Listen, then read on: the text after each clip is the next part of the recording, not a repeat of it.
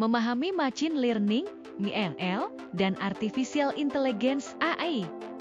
Yang pertama, Machine Learning, ML. Dalam pemrograman tradisional, kita menggunakan algoritma yang telah dikenal untuk mendapatkan hasil dari data yang ada.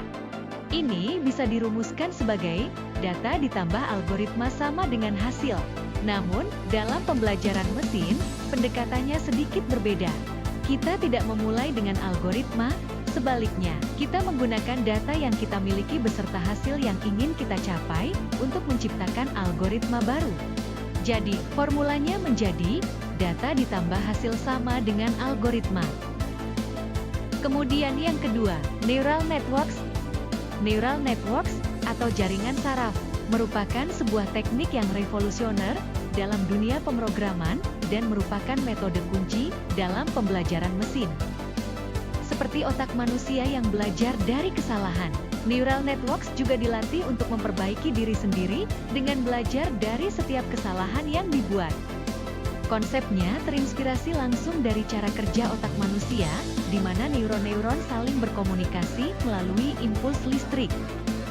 Dalam konteks neural networks, setiap kali jaringan mencoba memecahkan suatu masalah dan mengulanginya berulang kali.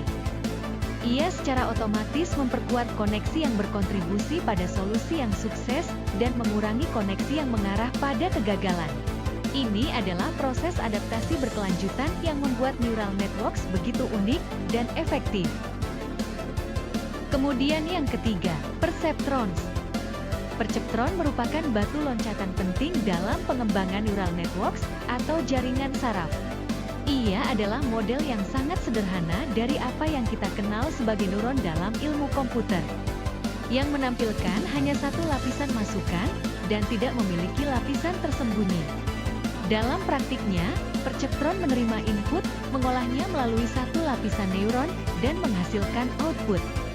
Meskipun sederhana, konsep ini sangat revolusioner pada zamannya, dan meletakkan dasar untuk sistem yang lebih kompleks yang kita gunakan hari ini dalam pembelajaran mesin. Kemudian ada tambahan mengenai neural networks. Neural networks, yang juga dikenal sebagai multi-layer perceptrons, adalah teknologi canggih yang mengikuti struktur dasar yang sangat menarik. Mari kita jelajahi komponen utama dari jaringan saraf ini. Pertama, kita memiliki lapisan masukan yang kita visualisasikan dengan warna kuning. Di sini, data awal dimasukkan ke dalam jaringan. Lapisan ini bertugas mengambil informasi masukan dan mengirimkannya ke lapisan berikutnya untuk diproses lebih lanjut. Selanjutnya adalah lapisan tersembunyi yang sering kita beri warna biru.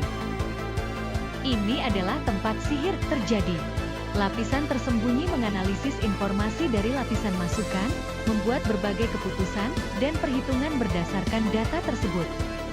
Setiap neuron di lapisan ini mengambil data dari semua neuron di lapisan sebelumnya, menimbangnya, dan memutuskan bagaimana melanjutkan. Terakhir, kita mencapai lapisan keluaran, yang sering kita visualisasikan dengan warna merah. Disinilah hasil akhir dari seluruh proses pemrosesan jaringan saraf dihasilkan dan disajikan sebagai output. Dalam neural network, lapisan pertama, kuning, perceptrons di lapisan ini membuat keputusan sederhana dari input yang diterima. Dan hasilnya diteruskan ke lapisan berikutnya. Lapisan kedua, biru, perceptrons di sini mengolah keputusan dari lapisan pertama dan membuat keputusan yang lebih kompleks. Mereka beroperasi pada tingkat yang lebih abstrak dan memberikan kedalaman analisis yang diperlukan untuk mencapai output yang akurat. Berikutnya ada Deep Neural Networks. Deep Neural Networks, atau jaringan saraf dalam, adalah sebuah revolusi dalam teknik pemrograman dan metode utama dalam pembelajaran mesin. Ini bukan hanya perangkat lunak biasa. Ini adalah sistem canggih yang belajar dari kesalahan untuk meningkatkan kemampuannya. Bayangkan Deep Neural Network sebagai struktur yang terdiri dari beberapa lapisan. Setiap lapisan berisi banyak neural networks atau jaringan saraf yang tersembunyi, yang masing-masing menangani operasi yang lebih kompleks pada data besar. Dalam model Deep Neural Network, 1. Lapisan pertama, kuning. Di sini, perceptrons kuning atau neuron mengambil informasi masukan, dan membuat keputusan dasar. Setiap keputusan ini kemudian diteruskan ke lapisan berikutnya untuk diproses lebih lanjut. 2. Lapisan kedua, biru. Perceptrons biru ini menerima data dari lapisan kuning dan mulai melakukan pekerjaan yang lebih rumit. Mereka menilai informasi dari lapisan pertama dan mengembangkan keputusan yang lebih kompleks, bekerja pada tingkat yang lebih abstrak.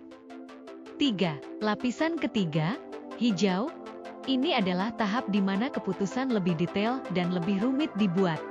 Perceptrons hijau mengolah data dari lapisan biru, menambahkan lapisan analisis yang lebih dalam. Sebagai contoh aplikasi nyata, dalam pembacaan optik, lapisan yang lebih rendah bisa digunakan untuk mengidentifikasi bentuk-bentuk dasar, seperti tepi. Sedangkan lapisan yang lebih tinggi bertugas mengenali huruf dan angka dari bentuk-bentuk tersebut.